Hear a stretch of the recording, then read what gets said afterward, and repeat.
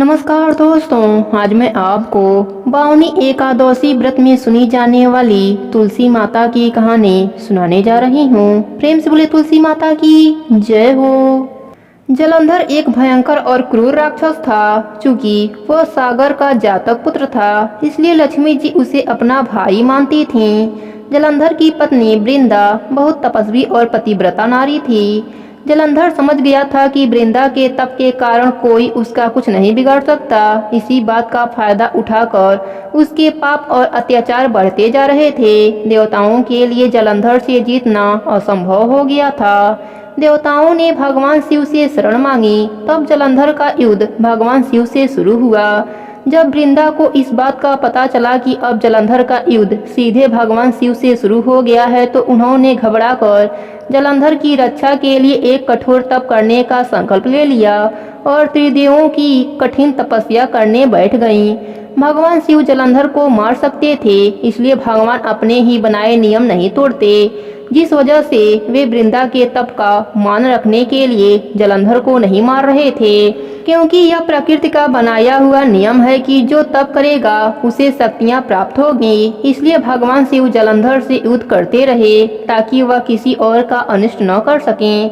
तब ऐसे में देवताओं ने भगवान विष्णु से शरण मांगी और कहा कि जब तक वृंदा अपना तप बंद नहीं करेंगी, तब तक भगवान शिव जलंधर का वध नहीं करेंगे और ये युद्ध बढ़ता ही जाएगा। और अगर वृंदा का तप पूरा हो गया तो कहीं वे भगवान के भी हाथों जलंधर को न मारने का वरदान न मांग ले। भगवान आप तो कुछ कीजिए, क्योंकि जलंधर जब तक जिएगा तब तक अत्याचार करेगा, निर्दोष प्राणियों को पीड़ित करेगा। तब भगवान विष्णु ने सभी देवताओं को आश्वासन दिया और कहा कि जलंधर का वध आज ही होगा। विष्णु जी की यह बात सुनकर उनकी पत्नी लक्ष्मी जी चिंता में आ गईं। तब भगवान विष्णु ने लक्ष्मी जी से उनकी चिंता का कारण पूछा। लक्ष्मी जी ने कहा कि प्रभु, मैंने जलंधर को अपना भाई माना है, ऐसे में उनके लिए मेरी चिंता करना स्वाभाविक ही है। तब भगवान विष्णु ने लक्ष्मी जी से कहा कि जलंधर ने आज तक जितने मनुष्यों पर क्रूर अत्याचार किए हैं, वे सब किसी न किसी के भाई बहन, पुत्र पुत्री आदि थे। क्या हमें अपनी शरण में आए प्राणियों की चिंता नहीं होनी चाहिए? क्या एक क्रूर और हिंसक संबंधी पूरी मानव जाति से भी अधिक महत्वपूर्ण है? किसी शक्ति सामर्थ्यवान का पाप और अधर्म ही उसके विनाश का कारण बनता है। सीमा से अधिक पाप बढ़ जाने पर किसी की भी तपस्या या शक्ति उसकी रक्षा नहीं कर सकती। संबंधी के नाम पर एक चरित्रहीन, पापी, क्रूर, हिंसक को बचाने का प्रयास ही संसार में अधर्म को बल देता है। भगवान विष्णु जी की बात सुनकर लक्ष्मी जी को अपने भूल का एहसास हुआ और उन्होंने जलंधर को मारने के लिए सहमति दे दी। तब भगवान विष्णु जी ने अपनी माया से एक मायावी जलंधर बनाकर वृंदा के पास भेज दिया। माया के बने उस जलंधर ने वृंदा से संकल्प तो तोड़ देने का आग्रह किया।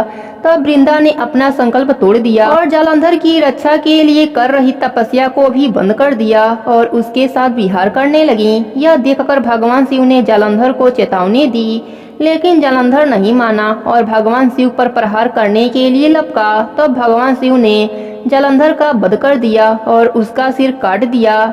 वहीं वृंदा ने जैसे ही मायावी जलंधर के चरण स्पर्श किए, वह मायावी जलंधर गायब हो गया और असली जलंधर का कटा सिर वृंदा के सामने आ गिरा। यह देखकर पहले तो वृंदा कुछ समझ न सकी, फिर उन्होंने अपने तपोबल से पूरी बात का पता लगा लिया, जिस पर वृंदा को अत्यंत क्रोध आया। वृंदा ने बहुत ही गुस्से में भगवान विष्णु का आवाहन किया।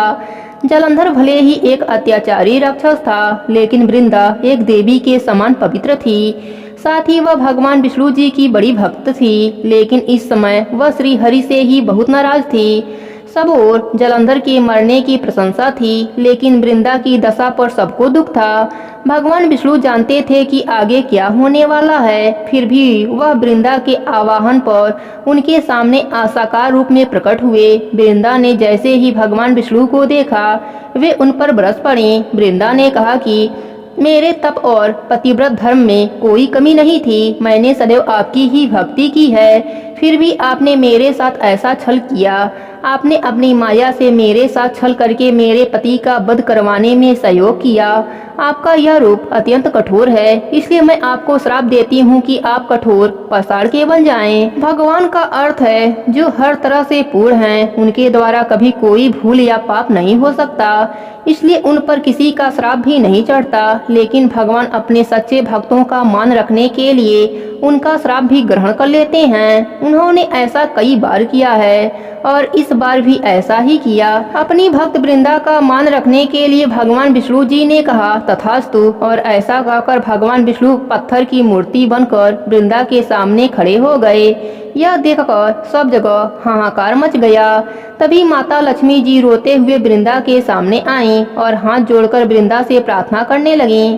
उन्होंने जलंधर के पाप और अत्याचारों की भी पूरी कहानी कही। साथ ही कहा कि जब तक आप अपना श्राप वापस नहीं लेंगे तब तक मेरे पति श्री हरि अपना वास्तविक स्वरूप ग्रहण नहीं करेंगे। तब वृंदा ने भगवान विष्णु जी से अपना श्राप वापस लेते हुए उनसे प्रार्थना की कि वे अपने वास्तविक रूप में आ जाएं।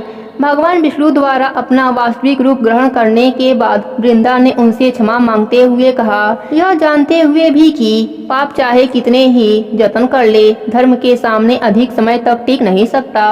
फिर भी मैं अपने पति को अधर्म के रास्ते पर चलने से न रोक सकी और इसी कारण न मैं अपना तप पूरा कर सकी और न अपने पति को बचा सकी। मुझसे भूल हुई है। फिर भी संसार के सामने मेरा मान रखने के लिए आपने मेरा श्राप स्वीकार किया।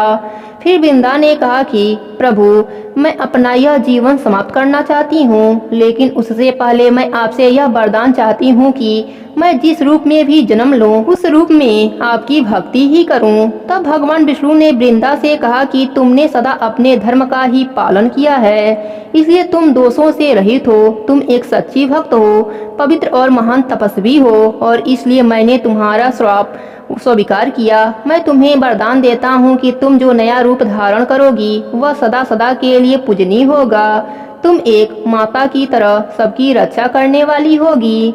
तुम्हारा नित्य पूजा करने वाले मनुष्य के घर में धन और आरोग्य बना रहेगा। तुमने मुझे जो श्राप दिया था उसका मान रखते हुए मैं अपने एक रूप में पत्थर के रूप में भी रहूंगा और मेरी हर पूजा में तुम्हारी भी उपस्थिति रहेगी। यह सुनकर वृंदा ने भगवान विष्णु और माता लक्ष्मी को प्रणाम किया और अपना शरीर त्याग दिया। उनकी चिता की राख से एक दिव्य पौधा उत्पन्न हुआ जिसे तुलसी नाम दिया गया।